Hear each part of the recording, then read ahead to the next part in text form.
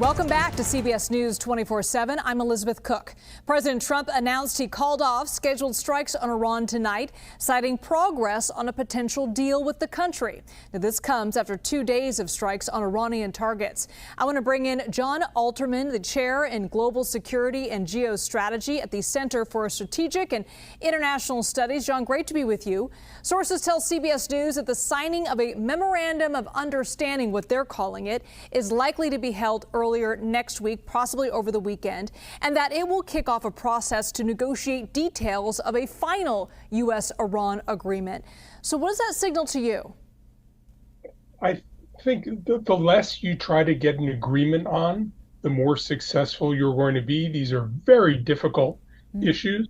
The Iranians have been negotiating precisely most of these issues for decades, and they feel not only are they patient, but they feel that they're actually been winning just by surviving against the United States and Israel. So I think you could get a framework to talk. You could get an agreement on what you're going to talk about, getting agreement on the final terms, and especially doing much better than the Obama team did, I think is going to be a very long and hard slog.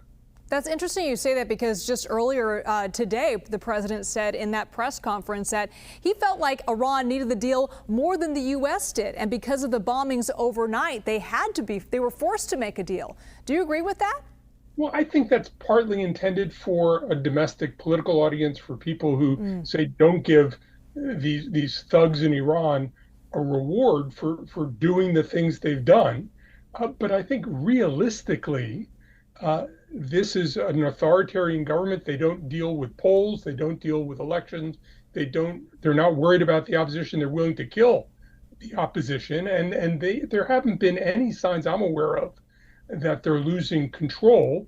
On the other hand, the Iranian government looks at polling numbers in the United States, election results, and they say the president is the one who needs to get gas prices down. The president is the one who's worried about losing the midterms. The Iranians say, we can hold on. Look at how much more we'll get from this urgent set of Americans. And in many ways, the more the president threatens the Iranians, the more the Iranians say, aha, that's a sign of his desperation. Let's just hold on a little bit longer. President Trump said earlier today that the U.S. forces would take over Iran's Kharg Island and other oil infrastructure points in, quote, the not too distant future. What is the significance of Kharg Island, and what do you make of that statement? Well, Kharg Island is where they export 90% of their oil from.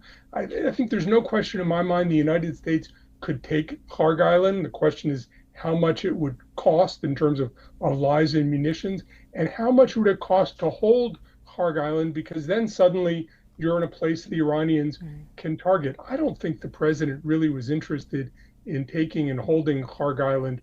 I'm pretty sure his military advisors said we can do it, but it would be expensive. To me, a lot of this was saying, look, I got the Iranians to buckle under a threat. That again, it's a sign of his dominance, of his power, which lets him sell the deal, which is going to have a lot of detractors, to people who are very critical of making concessions to the Iranians. Jon Alterman, thank you so much. Thank you, Liz.